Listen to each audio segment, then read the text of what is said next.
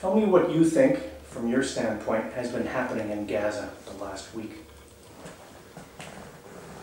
Well, what has been happening actually in Gaza the past week actually is a daily bombardment by Israeli missiles into civilian population area where the Palestinians had suffered a total of almost 200 civilians, and according to the United Nations report, 77% of them are civilians.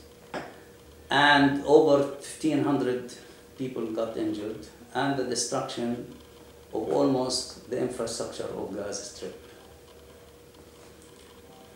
We hope that this form of violence by the Israeli government will end through the negotiations that it is taking place by the Egyptians, and to be able to move on the core issue of the problem, which is the core issue of the problem actually is the fact that Israel had been occupying the West Bank, East Jerusalem, and besieging since 1967, and besieging the Gaza Strip since 2007, where Israel had cut off all electricity at certain times, prevented water from going into Gaza, preventing any medical aid going to Palestinians in the Gaza Strip.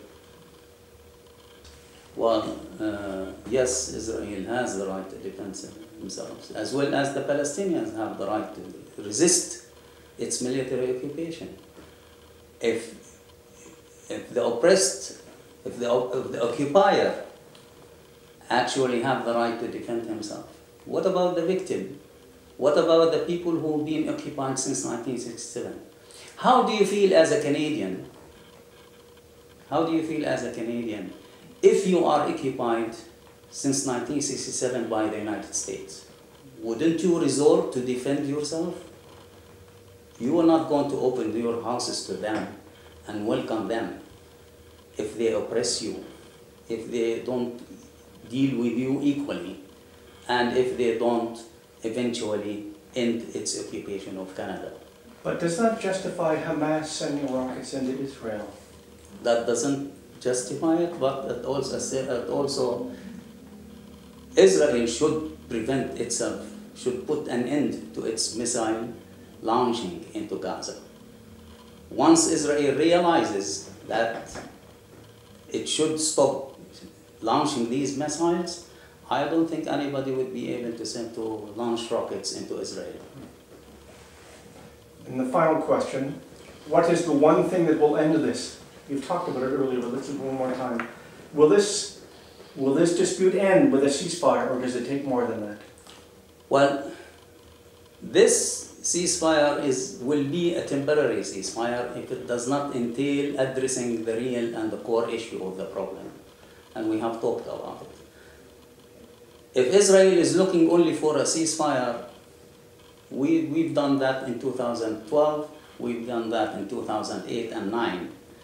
Yeah, we reached a ceasefire, everybody was happy, but as you noticed, it comes back again, because the international community is not addressing the real issue and the core issue of the problem. The core issue of the problem, for Israel to have peace and security and justice, it should also think that other people would like to have peace and security and justice. But to do that, Israel should withdraw its troops from the West Bank, from East Jerusalem, and lift the siege that is strangulating the Palestinian people in Gaza.